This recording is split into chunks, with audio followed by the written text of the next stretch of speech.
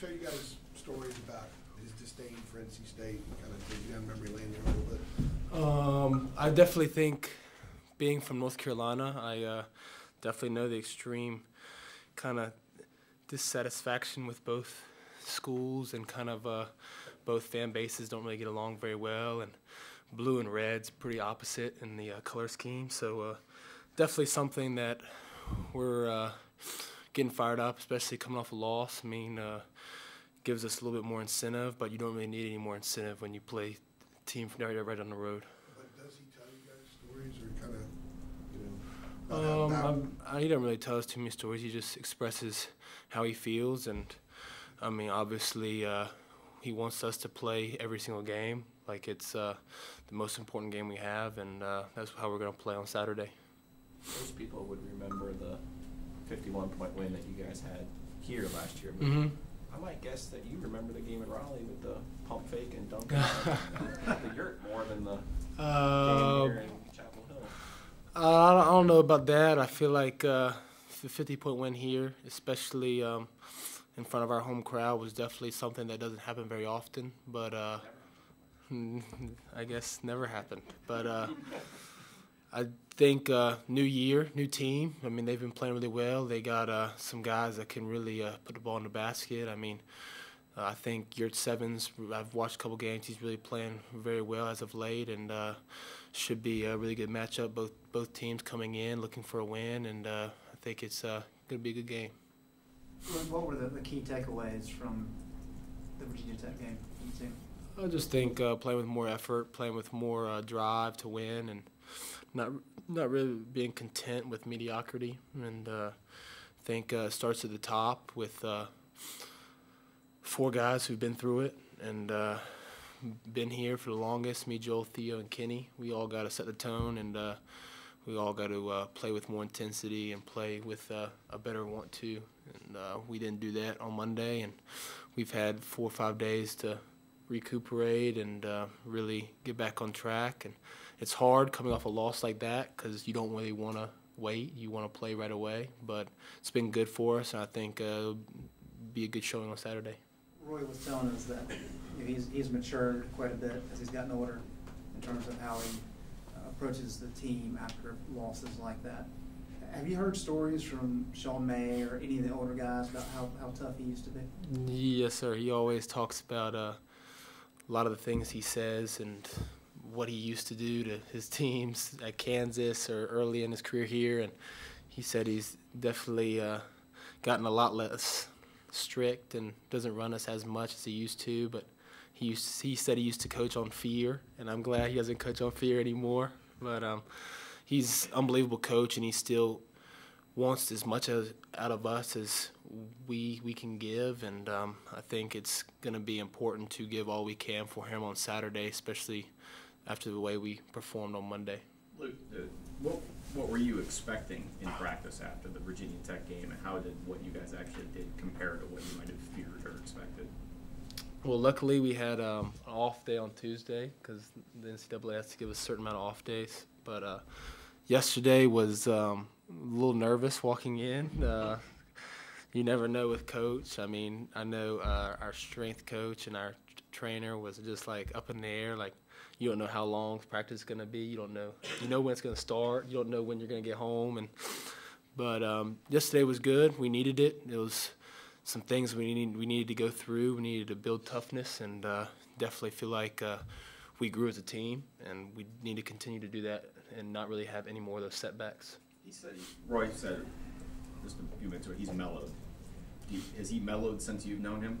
He said at the beginning of the year that his old age has made him a lot more mellow, I guess you could say. And I think when I got here, he was probably a little bit stricter, and now he's not as strict, but he still like gets as much out of us as he wants, and really does a great job of coaching us to perfection. And sometimes we don't do a good job of giving the effort that he deserves out of his players, and we need to do a better job of that. We know with him he's a long time preferred to have the balance of inside out, that kind of thing. But this is a group, the way it's constructed, you guys shoot a lot of threes, a lot of shooters, and you are willing to spread the court. How much is that a topic of discussion with you guys and Coach Williams as far as how many threes you take, how much shot selection when you take them, and not abandoning what's going on inside?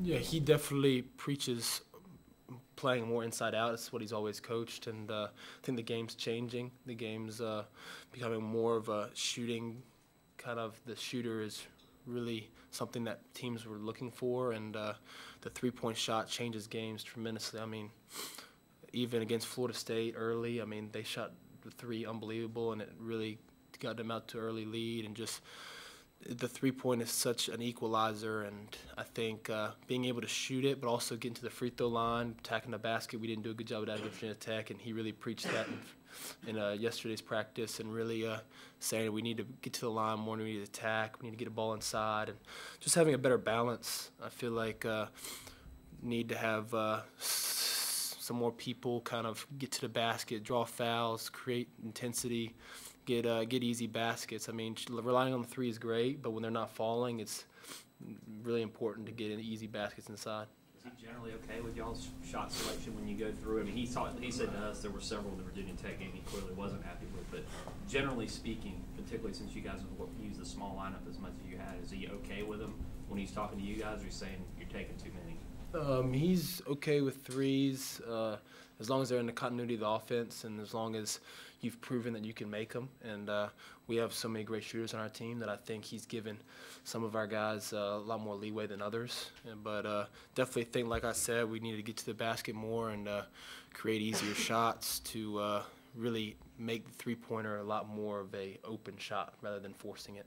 Luke, you all said you want balance all year and you want to work inside, and that's kind of been the theme, is creating more inside shots. But how do you actually make that happen? I mean, because it seems like you are more of an outside team. So what technically kind of goes into kind of getting that back going to like you've had in the past years? Yeah, I think just continue to gain trust.